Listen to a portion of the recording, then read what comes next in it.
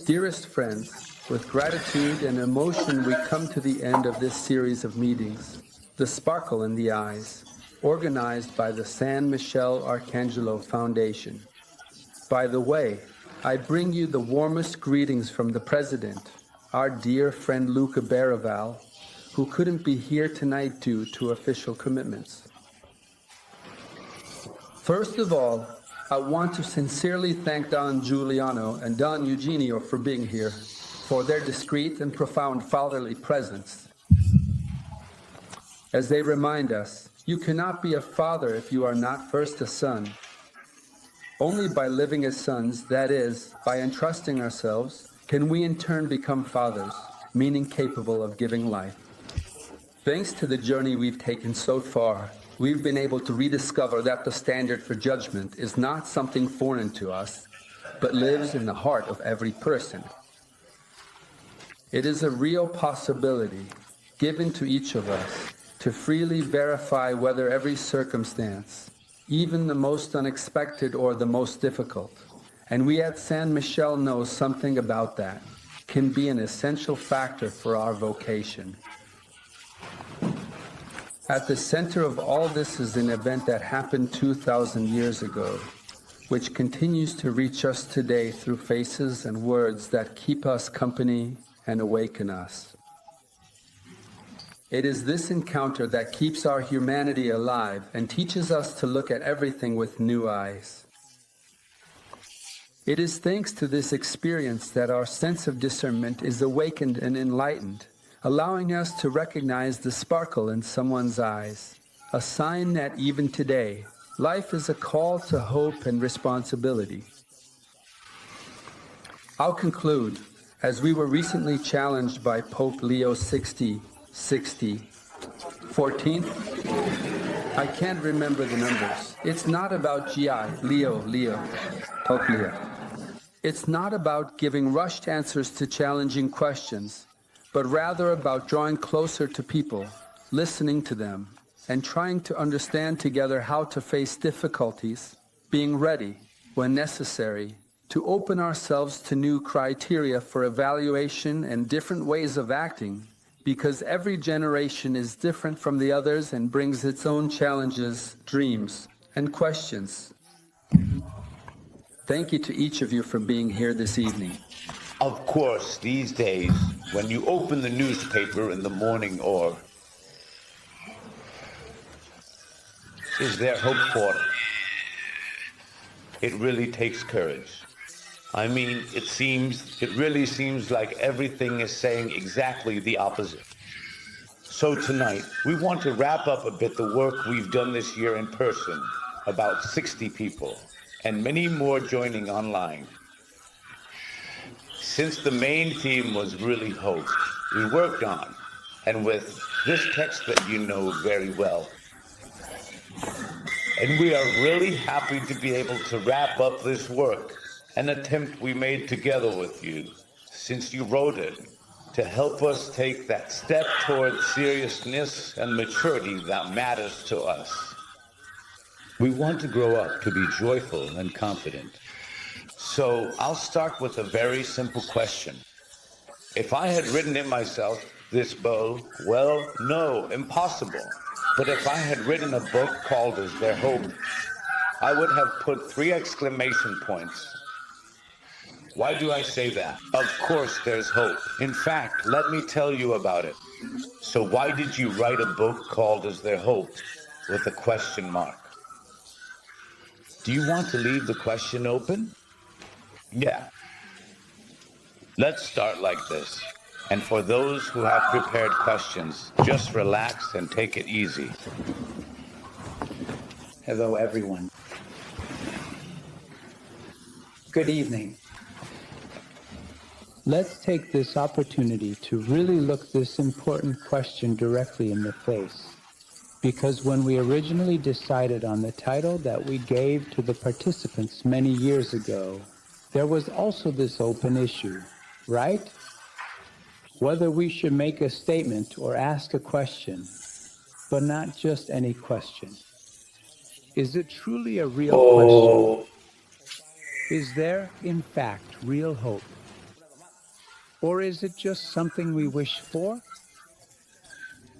There is hope. And why did we do this?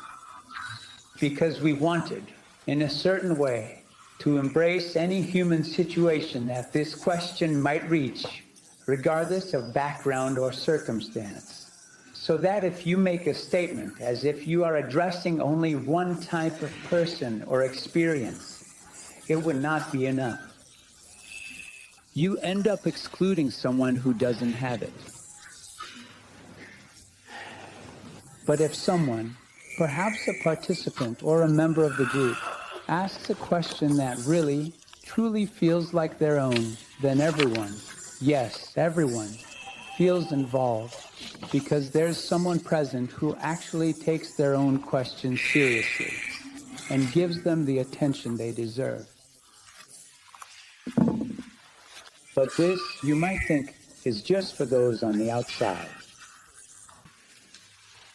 Actually, this issue is especially interesting for those on the inside, meaning for those of us who have it. Because I've always been struck by a phrase from Giovanni from years ago, where he describes the situation in which we existentially live out our faith. He said, "We Christians in the modern climate have been separated, not from Christian formulas. Hope, charity, Christian answers, no. We haven't been separated from Christian formulas. We haven't even been separated from Christian rituals. There are still some rituals left. We're not even separated from the laws, the Christian Decalogue, though less and less. We've been separated from the human foundation." Exactly. It was at the religious center.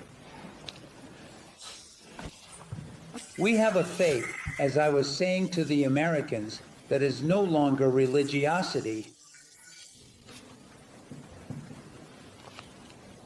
We have a faith that no longer responds as it should to the religious center. We have a faith, in other words, this is the consequence of skipping the question unconsciously. A faith that is no longer self-aware.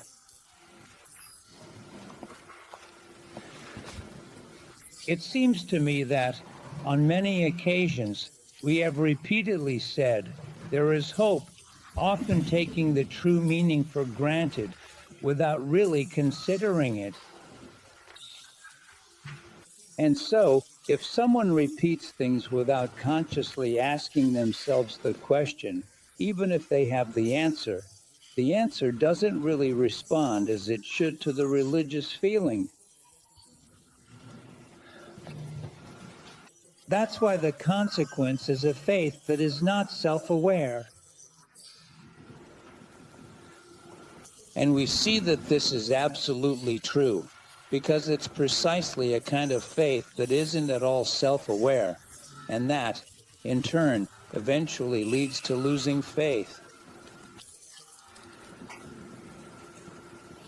Because everything we're experiencing, like this sense of separation, is due to the fact that for so many years we've repeated Christian formulas without being aware of what they were answering, meaning what human question they were responding to. So this isn't just out of a desire to embrace everyone. It's also, first and foremost, an urgent need that we all have not to repeat formulas in a formal way. Because in the end, it's not that we don't say these things, let's be clear, sincerely. I'm not questioning anyone's sincerity when they repeat them. But sincerity is one thing, and being aware of what you're saying is another. And you can see this when life puts us to the test, right? So many times, we're surprised to find that what we thought was deeply rooted in us actually wasn't. And so, many times, even if we repeat things, the urgency of life makes us take these questions seriously again, so we can walk the path we haven't walked so many times before. I'm amazed by this sensitivity, you know? This sensitivity that we learned on so many occasions from Father Giovanni is exactly what we're seeing, as Daniele mentioned earlier, with Pope Leo just recently in the past few months. He's brought up this issue on many occasions. Besides the example Daniele mentioned, he said in a video message to the young people of Chicago, "We all live with many questions in our hearts." St. Augustine talks so often about our hearts being restless, and he says, "Our heart is restless until it rests in you, Lord." And he adds, this restlessness is not a bad thing.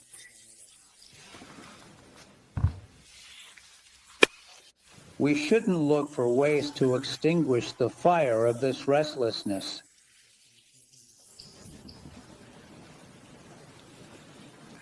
To get rid of or even numb ourselves to the tensions we feel, to the difficulties we experience. Instead, we should get in touch with our hearts and recognize that God can work in our lives through our lives, and it is precisely through us that He can reach other people. Because only if we are truly and fully aware of these important questions ourselves can we then, more easily, or at least somewhat more easily, reach out to others who have them as well. We avoid doing, as we often do, the religious sugarcoating of these questions. Instead of walking with people along the path that makes them fully aware of what the real issue is, such as the underlying cause, so that they can take the journey that will lead them to find the answer. But just yesterday, he personally addressed the Italian bishops, and once again, he repeated this important issue in another way. The Pope said, in this scenario, human dignity risks being flattened or forgotten. Because if the question disappears, dignity gets flattened or forgotten, replaced by function, automatisms, or simulations. In other words, when these fundamental issues are flattened. Instead of looking for a real answer that matches the seriousness of the question, we replace the answer with functions, roles, routines, or even simulations. But a person is not a system of algorithms. A person is a creature, a relationship, a mystery. So if I may, I'd like to express a hope that the journey of the churches in Italy will include, in coherent symbiosis with the centrality of Jesus, an anthropological vision as an essential tool for pastoral discernment and for the path of Christian proclamation. Because without this, we end up giving answers to questions we don't have, as we have done so many times before, with all the consequences that are now obvious to everyone. Because when Giovanni started the movement, after he encountered all the answers that so many of those in front of him in class had, people who had spent years in catechism, in addition to Christian initiation through baptism and confirmation, and hours at the parish youth center. After a while, everything became empty and many had already moved on. So what did he do? Exactly what we're talking about. He proposed faith in a reasonable way, tried to show the relevance of faith to the demands of life. If this isn't done constantly, not just because someone already knows it, but if you don't actually practice it, and not just once in a while, but every single morning, when you already wake up with your mind trapped by all your worries, right?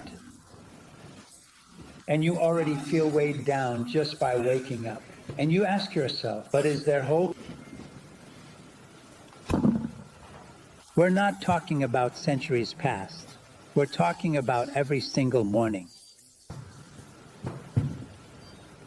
So for this reason, the Pope says, this understanding and perception of the human is truly an essential tool for communicating the faith.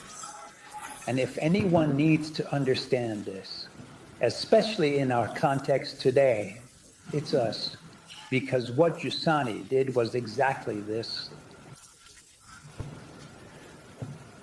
That the key to understanding why Jesus isn't just a mere name, an ultimately meaningless and empty word, is, in this context, the perception of oneself. Only someone who has this tenderness toward themselves, this full awareness of themselves and their own struggles, will be able to understand the meaning of Christ. Otherwise, his name will just be spoken as a mere word.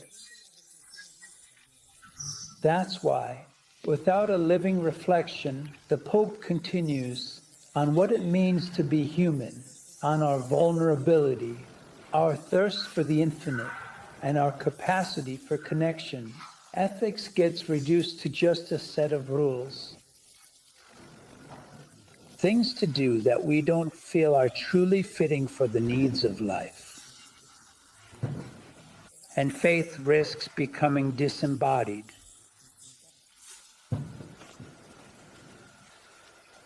So, as Giovanni would say, it's a faith that isn't reasonable, not fully experienced in all its awareness. That's why, in fact, it really seems to me that it's not simply a matter of a question mark, but that behind this question mark lies the method of proclaiming the Christian message.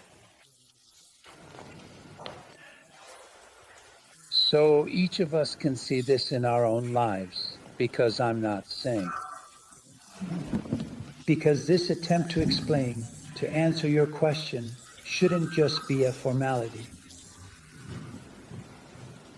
But for us, does every single instant, every single moment of life truly contain this sense of drama, or is it just an empty formality?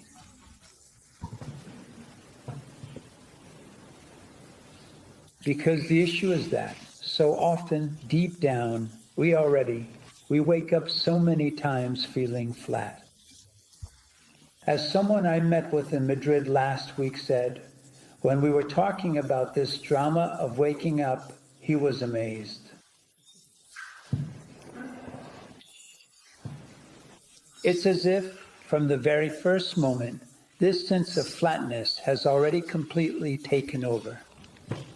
What's nice, if I may, is that in the work we've done, there was very little flatness. In fact, it was quite the opposite. Because reality, for many of us who were there, touches us, challenges us, provokes us. Lots of questions came up. So maybe we should get started, right? I say, Alessandra, go ahead. Okay. Go ahead. Briefly say who you are, then ask your question. So, my name is Alessandra, and I'm from Romania. I came here to Milan for work, so I took the opportunity. My name is Alessandra. Okay, I'll start because what immediately struck me about these exercises was that question mark, which has always sparked. That question mark sparks and sets in motion a personal journey. And the answer, as you said, isn't prepackaged. In fact, what really struck me in the work we did were the 3 criteria that Giovanni lists. I'm not going to list them now because, well, otherwise I'd go on too long. To understand how and when you can trust a person or a place. This process, in my opinion, of understanding the other person and understanding ourselves, if it's genuine, leads you to true connection because both sides are involved without any expectations, just like in a real loving relationship. Can you explain this better? I mean, I saw it as a kind of dynamic, but could you explain it a bit more?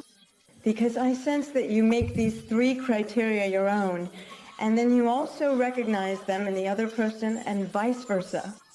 But I wanted to make sure I understood, that's all. No, I want to understand what your question is. If you could explain these 3 a bit more. Why do you? What stood out to you? Because what struck me is that in my experience, when I notice these 3 criteria come back to me. You should have. Give us some examples. I find them in myself. Way. I don't know. Right now I can't really explain myself. But when I notice, even in a relationship, that someone is genuine with me, I ask myself, do I have these criteria, like this gratitude, this loyalty, to give to the other person too? So it's kind of like giving back to the other person what I would want for myself, you know? So I'd like to understand if I've got it. I mean, if this thing, I mean, for me it's real because I realize it helps me move forward. Yeah. Where have you seen that it's real? In my relationship with... Give an example, because that's the work you need to do. You can't think that I'm supposed to do the work for you. Forget it. Come on. Right now, nothing comes to mind. Think about it. Think about it. Isabella, then you come up here. Come over here, ISA, so the camera can catch you too. Isabella. I'm very grateful for the work we've done this year on your text, Dawn, and I'd like to take this opportunity to ask you for some more help. 4 years ago, I was diagnosed with multiple sclerosis, which required a radical change in my lifestyle and brought a new awareness that I can sum up with a phrase from Don Eugenia. The point when facing things is not what to do, but how to be present. Then Pietro arrived, our first child, who went to heaven in the 7th month of pregnancy. And here too, a phrase from Don came to me. The point is whether it is a desperate pain or a pain with Christ. What happened is that the more alive that pain was and is, the more alive is the desire for Christ to reveal himself in my days. And it is precisely in this way that I can say Christ has triumphed even within that death. Let me get to the point. We have been given another great blessing, and we are now expecting little Matteo. Like with Pietro, it was immediately clear to us that this life was a gift. At the same time, though, anxiety and the fear that he too might leave for heaven too soon crept into me. Sometimes that anxiety gets pretty overwhelming. At times, even after everything we've been through, I catch myself saying that totally empty. Let's hope so. Shortly before a checkup with a little one, a friend my age wrote to me, I'm praying that it will be done. And I repeated the Our Father, but I couldn't help thinking that if, just this once, my will and his will matched up, it wouldn't be so bad. When I told this to Don Eugenio, he said, pray that everything goes well and that his will be done. The two things are the same. Since that day, I pray for the little one to grow and be healthy, and for my faith to grow too, because I really struggle to fully entrust myself to Christ, and that's what I'm asking your help with. Sometimes I wonder if my faith isn't just small and barren, unable to generate that certain hope you gave so many examples of in your book. You see, the criteria Alessandra was talking about earlier come out when you're faced with reality. Right? She could have just gone through the motions, you know? So many times we take everything for granted. But a challenge like the one you had to face, right? It awakened all the needs you found within yourself. And after going through it, especially in front of Matteo, this multiplies even more, right? So, what do we see in our experience? Because sometimes we think all these things are, let's say, kind of artificial or just some far-fetched reasoning we have to do along the way, as if they don't really belong to our real experiences, but are instead ideas that seem disconnected or even unnecessary in our daily lives. But that's not the case. Instead, as Giovanni says, in the first criterion we talked about, in experience, reality suddenly strikes you, and you are left profoundly astonished. And it brings out the criteria of your heart. It awakens your heart, pulls you out of that flatness that was previously confused and asleep, and so it wakes you up from yourself. And that's where your journey begins, because you are awake, critical, right? You are aware of yourself. So this, how does it happen? So many times, our classic question, but how do you do it? As if it were something complicated. Only for insiders, for people who have nothing better to do than turn their heads, right? Life is pressing. And so, the more urgent it is, and the more it challenges you, the more it comes out. That's why we've repeated so many times the phrase that those who have been spared the struggle of living will never be able to become aware of themselves, right? To wake up and truly be conscious of who they are, what their human needs are, and what the vibration of their reason is. You didn't have to go through some kind of complicated journey for the urgency of your reason to awaken.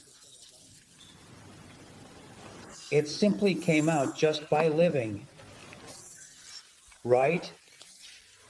And still, the further you go after the path you've taken, it's not like this has faded away just because of what you've experienced. When you face what's coming, it's even more alive.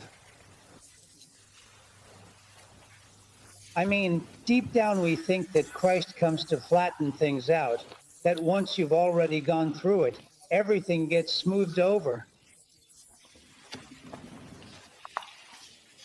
But actually, if we look at what happens, it's exactly the opposite in two ways. First, Christ never promised us that meeting him would spare us the struggles of life, any of them. Right? So the urgency continues, it keeps going. After you've gone through what you experienced before, now there's this new anticipation. So the urgency is still alive. But why is that?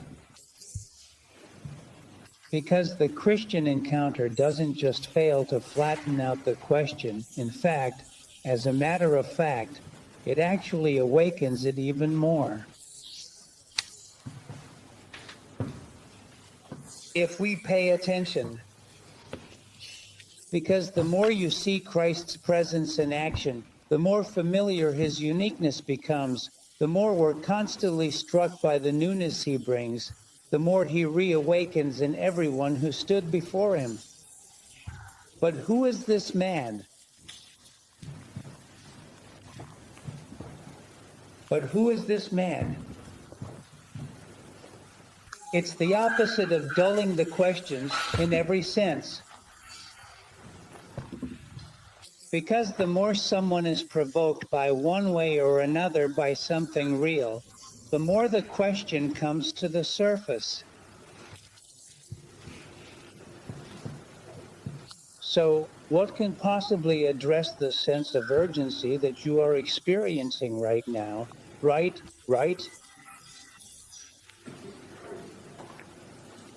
In front of the gift of Matteo, right? And the anxiety. What have you learned? And, what if this anxiety that your genuine and deep affection for Matteo brings up was actually, perhaps, the chance for the answer you seek to never, ever be taken for granted?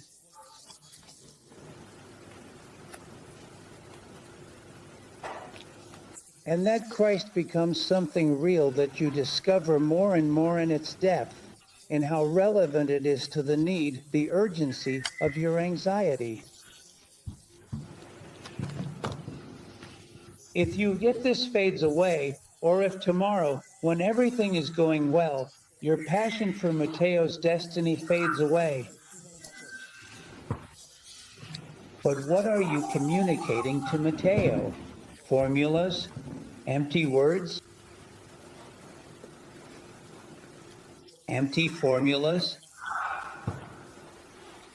Or do you communicate to him every time he sees your face that the answer to his being, to his existence, is something you are giving right now by responding to your concern for his destiny? If we spare ourselves from this, we might know that a faith detached from its religious core becomes formal, but deep down, a moment later, we ourselves become formal because we already know it. What is the way that you can prevent the already known from taking over?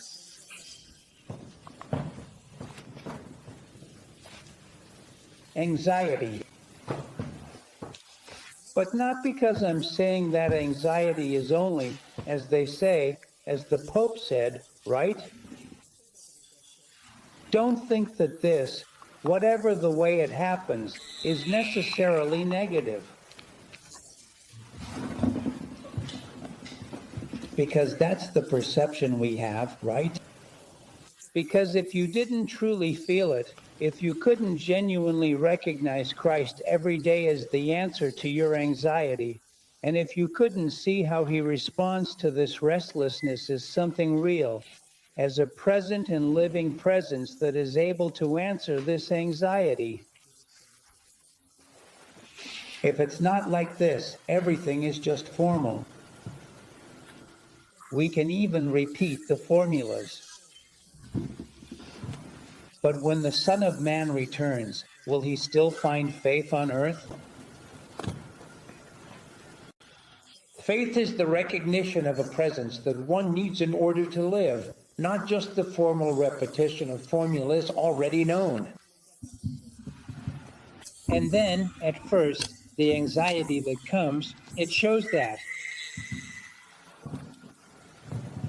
That faith is little more than recognition, just a formal repetition of formulas to be sold.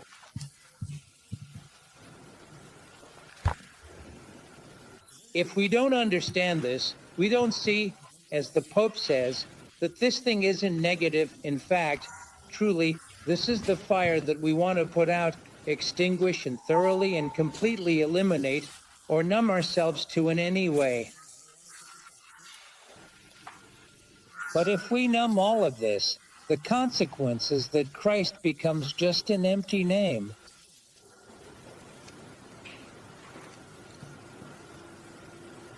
That, in the end, means nothing to us. To us. Just imagine Mateo when he sees your face. Imagine the neighbors who see you as if everything is already known, not as something you are surprised to experience as something happening right now. And if it isn't constantly awakened, in whatever way, maybe it's anxiety, maybe it's worry, maybe it's a sense of heaviness. Everyone can recognize it in their own life. All you have to do is ask yourself today, how did you wake up? And how did you respond to that awakening? Was everything already numbed before? Did we prolong our sleep throughout the whole day? Or at some point did we find ourselves surprised by the urgency of living?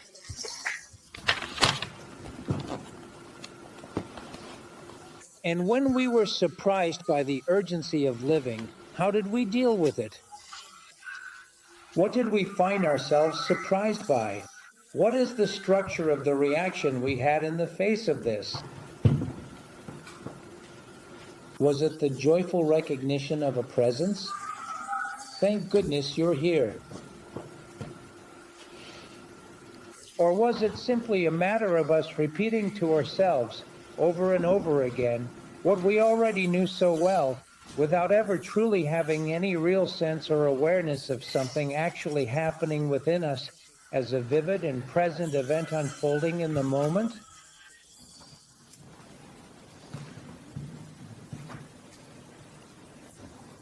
Because if Christ is not a present event, if he is not something real and alive for us right now, then he is ultimately useless for living our daily lives. I was particularly struck by the way that Giovanni says this so clearly and directly. He uses a phrase that is truly astonishing, and it stands out because he says the following: Christianity being a present reality, not just a formula repeated formally or a set of words spoken out of habit, being a present reality, as its means of knowledge, as the way I truly know and understand what this present event is, the evidence of an experience, something that can be directly encountered and lived, not merely thought about or recited.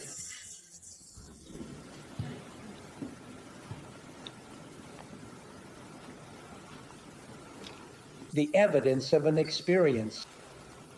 It is communicated like when you meet the person you love. That is, the evidence of an experience, not a repetition. Ah, I already know that.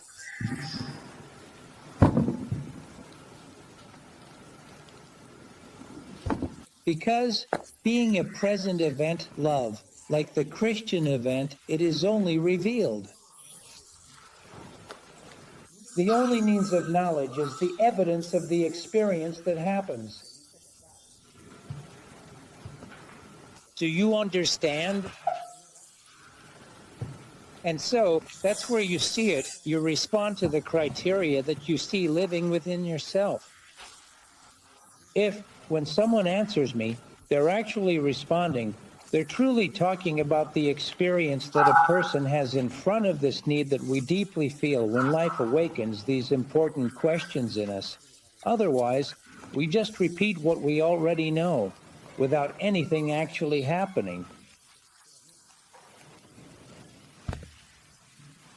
And the worst part of all is that this is what Christianity becomes.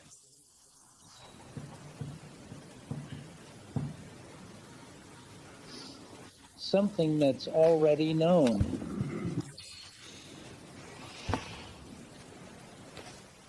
But if we don't start by perceiving Christianity the way we perceive the experience of love as an experience that someone is actually having, as the impact that another presence produces within us,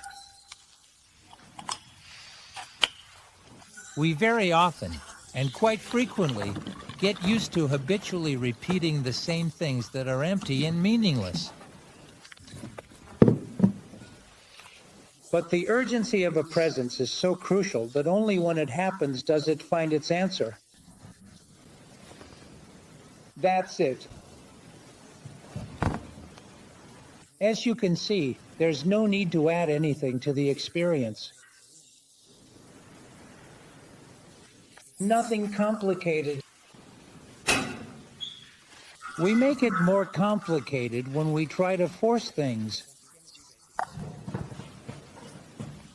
Because in experience, that's just how things happen. Just like it happened at the beginning. We've never seen anything like this before. That's what those who were with Jesus every day used to say. We've never seen anything like this before. For this experience to keep happening over and over, because the way to truly know a present experience is through the evidence of that experience. Lucy. Should I come over there? It's better here, yes. Can you hear me? Yes. I'm Lucy, and I'm speaking on behalf of a friend who couldn't make it and wanted to ask this question. So she says, hi, after the not-so-good results of the follow-up scan, the tumor has progressed. And then my 19-year-old daughter says to me, so do prayers not work? I answered her that God's plan doesn't always match what we want, but honestly, that answer didn't satisfy me either.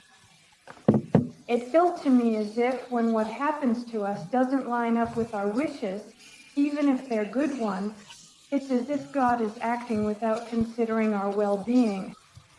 Can you help me? Thank you. And how did you help her? She would have a lot to say. I don't know, I wish I had a question that I could really stand behind. Because if you don't take the question seriously for yourself, when someone comes to you with that question, you won't know what to say. We test what we live by facing other people's questions, because we've skipped over our own. So, did this question make you look at your own? And how did you answer it? How do you answer yourself so you can answer others? The answer I try to answer. Perfect. I lost my husband back just 2 years ago to suicide, and this definitely didn't make sense to me. But what has happened over these past 2 years, both for me and for my son, a son in a group home, something I never expected. What we've experienced in these 2 years has been a blossoming. So how did you find an answer to this question?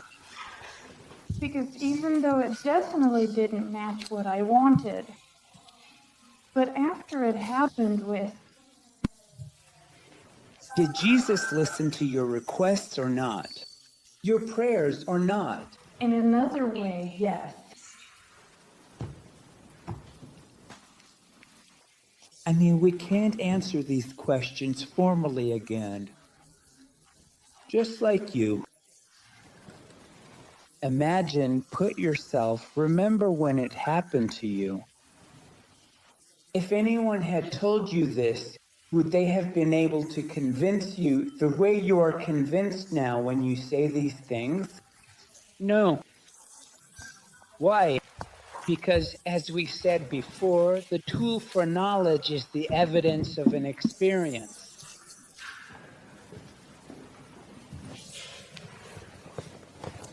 So, if someone doesn't have the experience of the answer like you just did after it happened,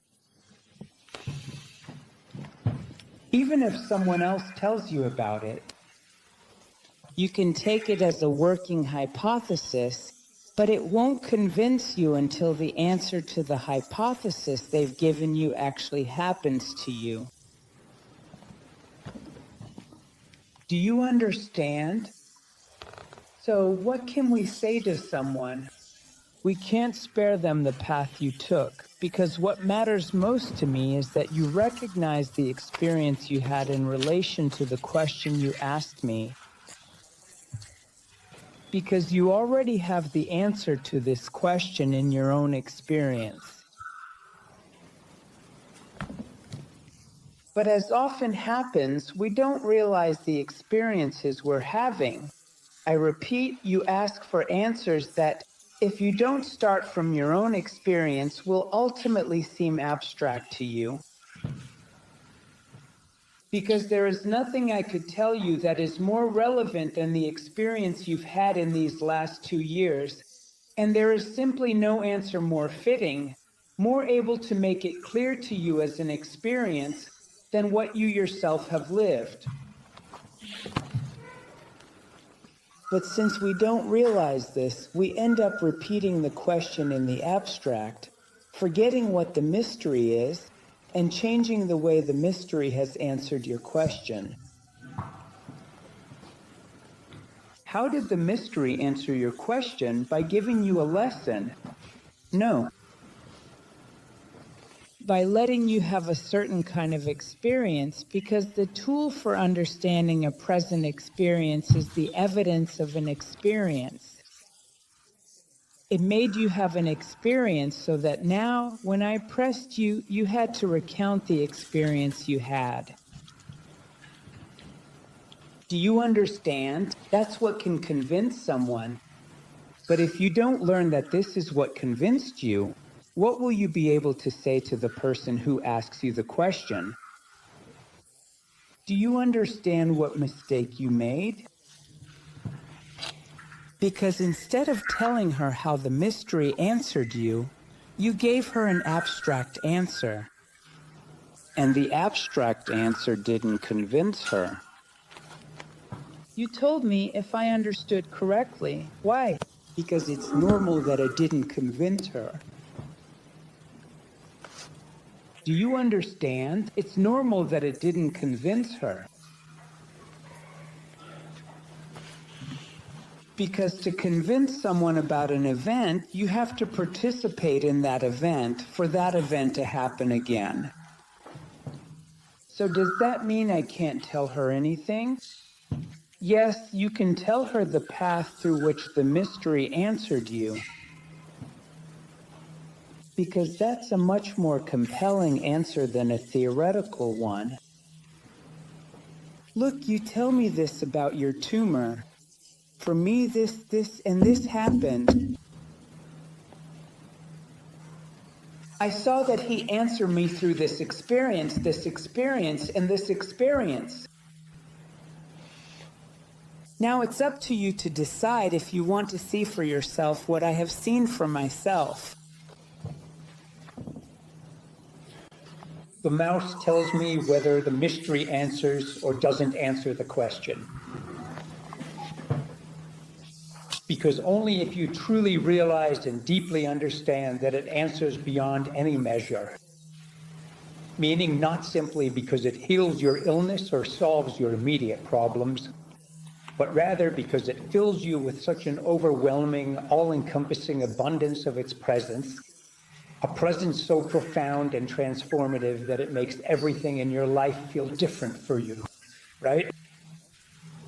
And this is more decisive than the answer to the illness. Why? Because we all have a chronic illness, you know? Sooner or later, it comes like a train arriving at the station right on time. So Jesus didn't come to heal all the sick people of his time, nor to cure every illness that might happen to us. He came to ignite a hope that allows you to respond to what has happened to you, just as to what has happened to her. Only when someone truly realizes just how great and significant his presence is do they begin to understand that he doesn't simply respond, whatever the issue of illness may be, but that he responds in such an incredibly overwhelming and powerful way that you suddenly realize he has absolutely answered far, far beyond anything I could have ever possibly imagined. Because he responds to this, and then again, deep down, we think we already have the answer in our pocket, but we haven't understood the magnitude of his presence. Tomorrow, we'll be back at square one. Just like Alessandro was saying, right? Why? If he hasn't learned from what he understood, right? In the first part of the story, looking at Matteo, now it's anxiety. Is he back at the beginning? I just hope you do well, because you're being tested on what you learned from the first time. Because it's not automatic that just because you saw the first part, something has stayed with you in your experience, in your life, in your perspective that you can pass on to Matteo. Because otherwise, Matteo's life will be tough, filled with difficulties and a sense of hopelessness, without anyone to pass hope on to him or to offer him encouragement when he needs it most. Without support, he may feel isolated and unable to see a way forward, making it even harder for him to find meaning or motivation in his daily life. So it's important that we realize that we often, perhaps without even noticing, move away from the method God uses with us when we answer other people's questions. We should remember that God approaches us with patience and understanding, and we are called to do the same when responding to others. Because with us, the mystery works in a certain way, and that's the only way we are truly convinced. But then, if we don't really experience this, if we don't grow in our awareness of how the mystery works, when someone else asks us a question, we end up giving them an answer that wouldn't have helped us either, and then we're surprised that it doesn't help the other person. But what kind of mystery is that? If it doesn't help the other person, wouldn't it have been useless for you too? And so many times it's not that we don't answer. The problem is that we don't learn from the answer the method through which the mystery responds, because then you can't just reply with an instruction manual. You have to suggest the path they need to take if they want to know whether the mystery answers their question, their prayer. Otherwise, right now, you won't convince them. Got it? The last one is, I'll ask a question about the last little chapter we worked on, supporting people's hope, which was the last one. And Rosa, our secretary, sent in this question because we went through a pretty tough time among ourselves. I mean, especially among us in the little squares. Just 2 days apart, two of my friends, one from the little squares group and the other who was on a Pine mission with me years ago, took their own lives. Two people I cared about deeply and whom I consider to have had great faith, but of course, they struggled with the pain of living, that terrible monster that always puts the emptiness of reality before your eyes and leaves an infinite void in your heart. But I can't just dismiss the issue by simply thinking about the illness that was consuming them. It's not enough for me. It became clear to me that neither the company of the Little Squares group, nor their dearest loved ones, nor even faith, paradoxically, were able to prevent these friends from taking that final extreme step. But then, how can I claim that it's possible to sustain people's hope if my own hope, my own faith, or even my life as a testimony of hope isn't enough? Amazing. What do you all think?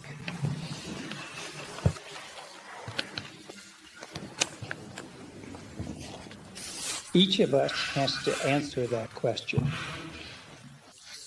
Because if it's not today, it could be tomorrow that the reckoning comes back around.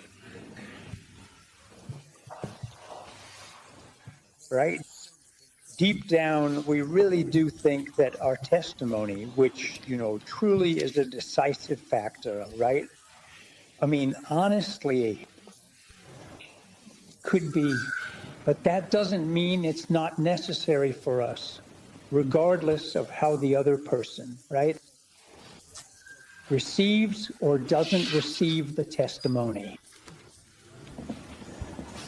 But testimony alone by itself isn't necessarily a simple or purely mechanical solution to the situation. It's slippery with the fact that I've had to resort to so many times when faced with certain questions like this. Was Jesus spared from this issue? Or does Jesus have to spend all eternity complaining or being punished, right, because he couldn't stop Judas?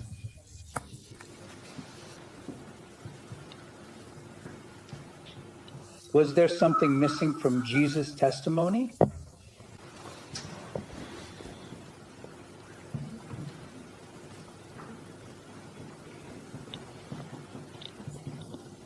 Or is the testimony that Jesus gives something that, in any way, shape, or form, does not take away freedom, but instead leaves our freedom completely intact?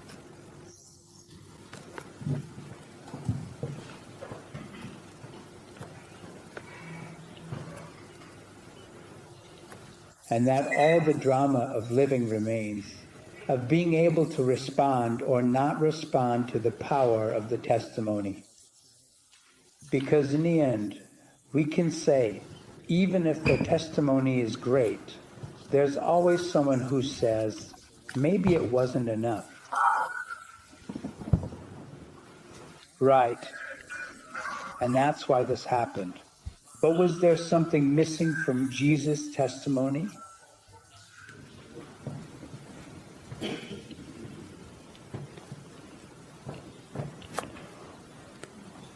Or was he the witness?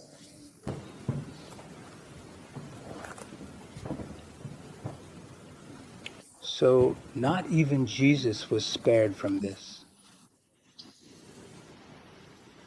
But this doesn't mean, as someone once told us, that we can just ignore the testimony. Just as Jesus did not hold back from giving his testimony, going so far as to do everything, we too are called, as much as possible, to bear witness to what the mystery has given us as grace. Jesus responded in the way we all know, according to the Father's plan. This was the testimony he lived out even in front of Judas and all those who later abandoned him, including the 12. Let's not forget. So the point is that even such a testimony, no matter how objective or factual it may seem, is not mechanical in nature, and therefore always leaves room for a certain degree of freedom in interpretation and understanding, regardless of whatever specific form that freedom ultimately takes. So, how would Jesus respond to this question?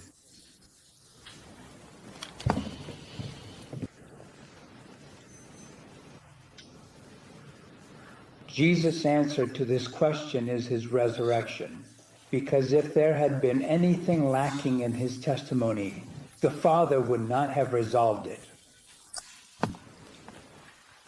So if Christ is risen, it means there is also hope for Judas or for anyone else.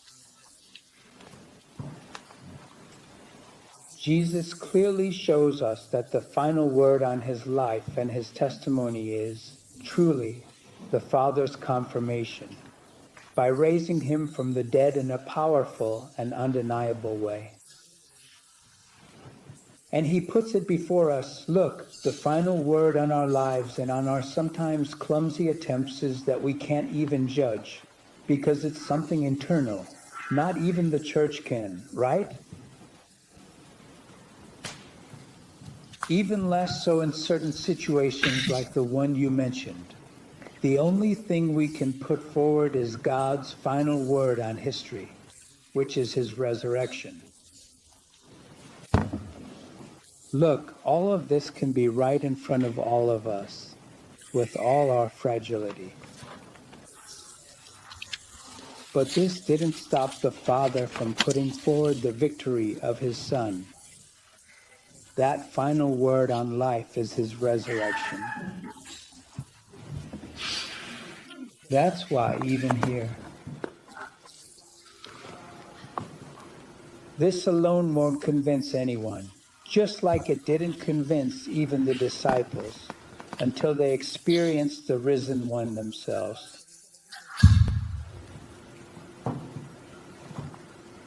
Let's look at all the resurrection stories. They hadn't come to this point like Judas did.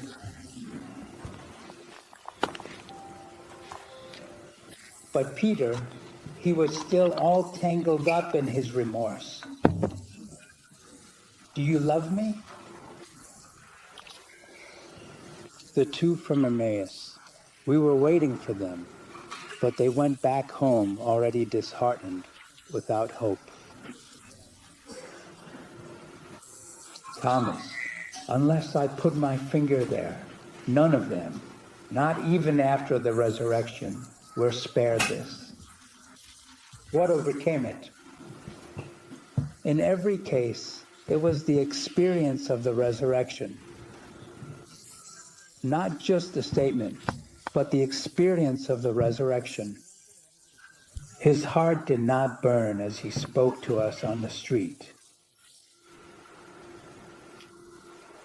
That is, again, as we said before, since Christianity is a present reality, its means of knowledge is the evidence of an experience.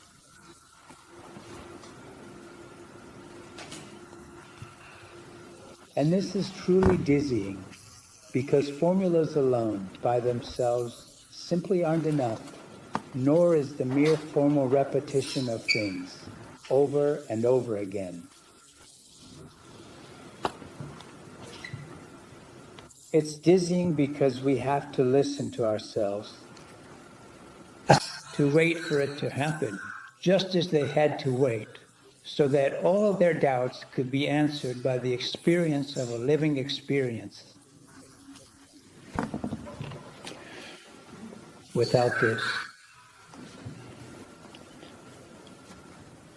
this is the beauty of this historical moment. Before, we would settle for Christian formulas, but not anymore.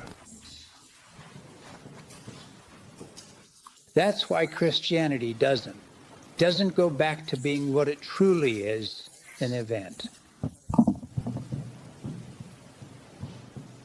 No reduction of the event to doctrine, no reduction of the event to ethics, no reduction of the event to explanation in any way, truly, will ever be able to answer to the drama of it.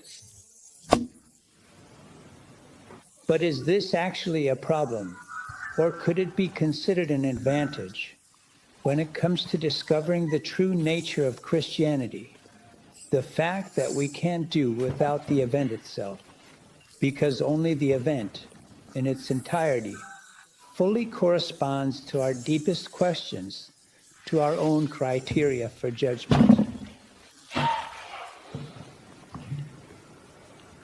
If we don't see it this way, even if we answer theoretically, we won't be convinced. Why? Because Christianity, being a present reality, has as its means of knowledge the evidence of an experience. That is, participation in the event that is Christianity. But this is amazing if you think about it.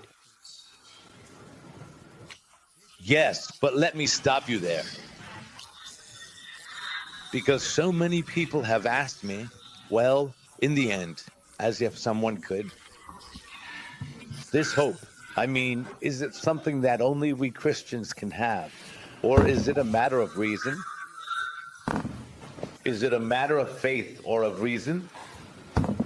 Well, there are many who have either put it to me or translated it into the practical terms of so many experiences, of so many people who meet the sick who live in a certain way and who say to them the famous phrase, "You're lucky to have faith. I wish I had it too so I could face this situation." So, Chiara, but is it a matter of faith or of reason now? Is hope possible? Is this journey that I think you described wonderfully tonight possible for everyone, or is it only possible for?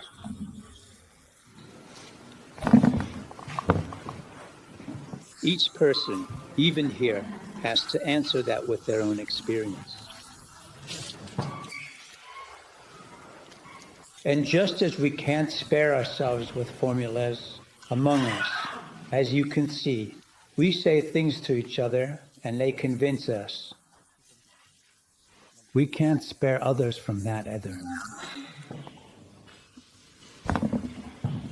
And here, each person has to verify, has to check what they commit to as a working hypothesis.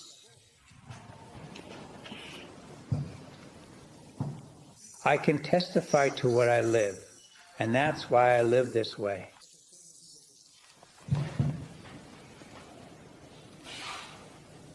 If you manage to live with, unhappy with you. But it's not that I'm telling you it has to be this way. I have to. I'm telling you what I experience. Do you see that I have this experience? Because that question wouldn't even come up if it weren't for the fact that they see something in those little squares, something that helps them face the challenges in front of them, which, as we know, are anything but trivial because many people just go MMM. One moment after another, it's a journey of encountering the mystery. No, it's not like I'm worried here that they have a cold or that someone broke their leg. I always think, seeing that these are people who are staring death in the face and saying goodbye to each other week after week. So you see how that presence, that way of standing before all this without having to, or being able to, run away.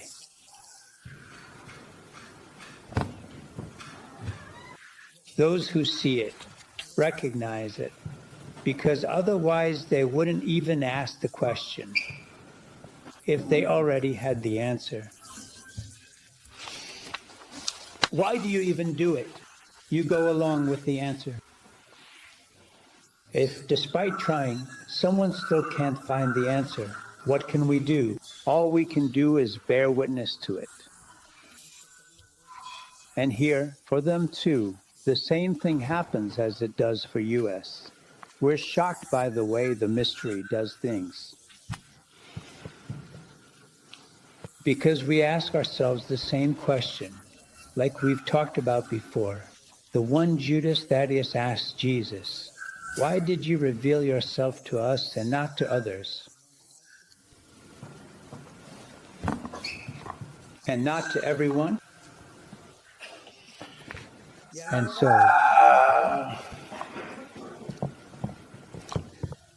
the answer is truly striking and unexpected, precisely because it involves Jesus, right? It's surprising to realize that Jesus is at the center of this answer, which makes it all the more remarkable. How does he answer this question? Let me read you something that Pope Benedict said in one of the homilies that was published, one of those he gave in his private chapel with the people he lived with. He says, shouldn't the risen one, shouldn't he actually reveal himself, make his presence known after he has risen to just a small group of chosen people, but he should also go to Pilate, he should go to the chief priests, to the Sanhedrin, and with his string presence, he should make it clear to everyone that he has risen, and not leave any room for doubt. He should win precisely through the power of his presence. In other words, he should assert himself with the strength of his living presence.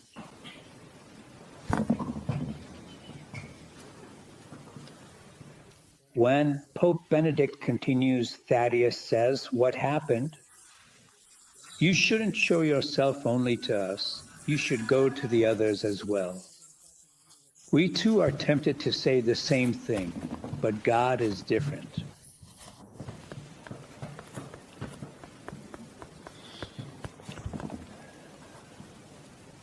And what is the difference? That if he did it that way, he would be imposing himself by trampling on our freedom. Because then it would be totally obvious. Instead, he says, God is different. God leaves us our freedom. Are we sure that if he appeared in front of everyone who says they don't believe, they couldn't just say it was a vision? What? Is the difference between seeing what happens in someone, the change that happens in an image that becomes a person? God is different, and we experience it firsthand. God gives us freedom and waits for us on a journey of seeking, says Pope Benedict.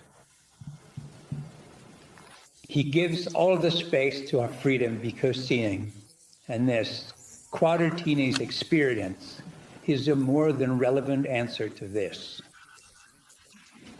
Because so many people get to that point, like so many who raise objections either by cursing, revealing themselves, or protesting about everything, angry at everyone and everything. And it's not like they get there and from one day to the next, it's all over. They see a vision of all the Quadratini being happy and they surrender to the evidence. Right. He also patiently waits for them, thoughtfully respecting their freedom along the way. Give me 2 more minutes, please. No, because it was exactly about this. The other question that came up a lot. This journey is clear, and that expression you shared with us is beautiful, isn't it? God gives us freedom and waits for us on a journey of searching. The mess so many times among us, as we've seen even this year, is that for us, the journey often becomes a list of things to do, even religious things, right? So what is it? What do I have to do to take this journey? But it seems to me that when you say journey, when the Pope says journey, he means something different from just things to do. So maybe a bit of a personal question. What kind of journey are you on right now? The journey I'm on right now is the one I tell you about every time I speak that I see. I mean, the journey I take is the one I tell you about. And every single day, every morning, I find myself once again facing this same void, this emptiness that greets me. I could just repeat things to myself, going over the same words and ideas. But that's not what convinces me or gives me any real sense of purpose or satisfaction. I mean, it's not. What do I do? But I know what happened in my life, right? What experience I encountered, what kind of presence entered my life. So what do I do? Let that presence enter my life again. Why? What does a child do when they're afraid? They let a presence in. The journey isn't something abstract. The journey isn't about doing I don't know what. Careful, it's not that you don't have to do anything. You have to see what actually happens with those who show up angry and what kind of journey they eventually go on. And they stand in front of them, even protesting, even angry, even furious, because these people are happy while I'm still stuck here and can't manage to be as happy as I see so many little squares living happily. What do I do? It's about standing in front of that presence. And by standing in front of that presence, letting myself be filled by that presence, I see, and you see, like he does, that people start to let a presence into their journey that really makes a difference. If this presence doesn't become familiar at all, we eventually end up replacing it, right? We replace this presence with formulas that don't really convince us, and we keep complaining.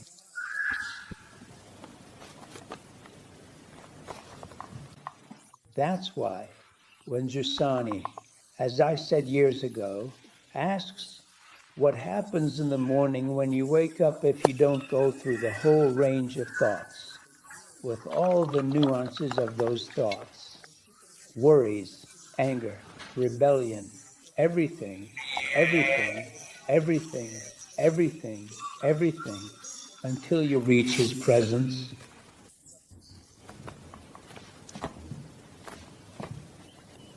Jesus will always be a stranger. Because if you don't let him in, he can be right in front of you, but like a child, what is the work to be done? Instead of letting himself be defined by his own standards, by his fear, he should let the presence of his mother in. Right. The question is, if we are willing, at a certain point, after taking the time we need, realizing that all our efforts don't change anything, we surrender to the evidence that if we let him in, what happens? It's only when, after years or months of staring at the little squares, people start to make room for what they're seeing in front of them, that they too begin to take part in what they see in others. Because this is something that can only be witnessed. It can't be forced in any way. Because this is the way that so often we might think of it as something like a power, right? Also, Pope Benedict continues to speak about this, even after what I just read, because, as a matter of fact, the disciples also had to go down this path.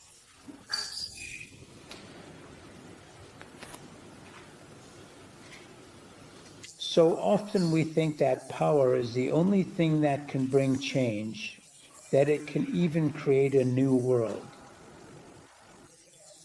Right. This seems obvious to everyone, but even Jesus says no. And just like the other two temptations in the desert, this one follows him throughout his life. That's why Jesus wasn't spared from having to go through all of them. This temptation also shows up in his life. And for example, we can think of the moment at Caesarea Philippi, when Peter understood and confessed, You are the Messiah. And Jesus praises him. He recognizes what he says. Yes, but he says, but this isn't something you figured out on your own. It was the Father who revealed this to you. But then he goes on. You still haven't really understood what the Messiah truly is. Because the Messiah must suffer. Handed over to the pagans, crucified. And then St. Peter takes Jesus aside and says to him, no way. You are the Messiah, and a Messiah doesn't suffer. Here Jesus feels just like he did in the desert facing the devil. And he says, devil, get away, get behind me, Peter, because you think like men and not like God. This very temptation is always present.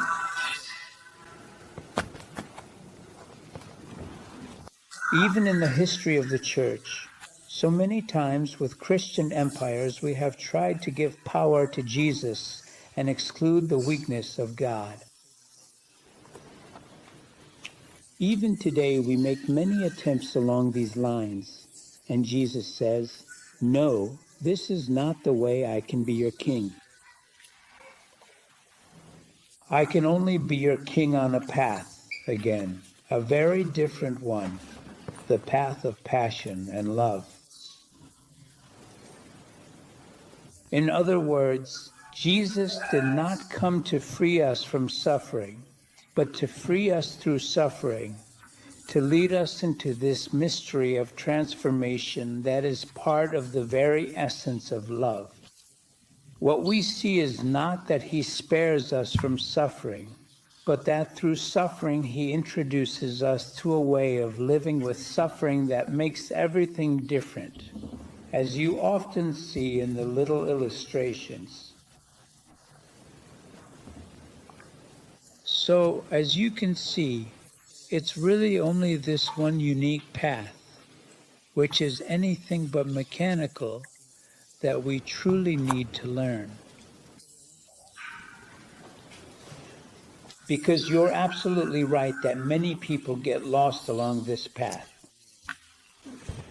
That's why the only way, first of all, as we said before when answering her, is that if she doesn't understand the path God is taking with her, I wouldn't know what path to suggest. Because the path that God takes with us is clear and above all simple. He does the same with Peter and with the others as well.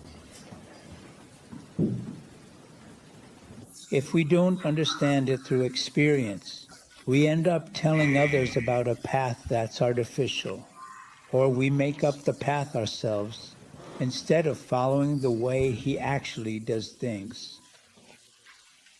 That's why I hope that we learn this ourselves, because without it, there won't be an adequate answer to the question, is there hope? Thank you so much for everything.